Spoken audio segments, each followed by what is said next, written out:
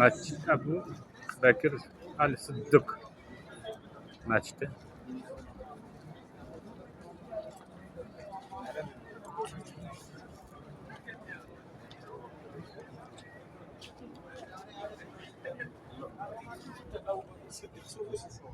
Abu Bakr Siddiq mana masjidlari.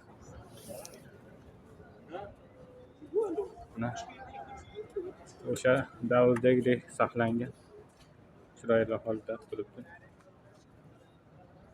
Alloh nasib qilib bu yerlarga nasib qilib ko'rib turibmiz. Allohga ming shukrlar bo'lsin. Mana o'sha davrdagi yog'ochlar va toshlar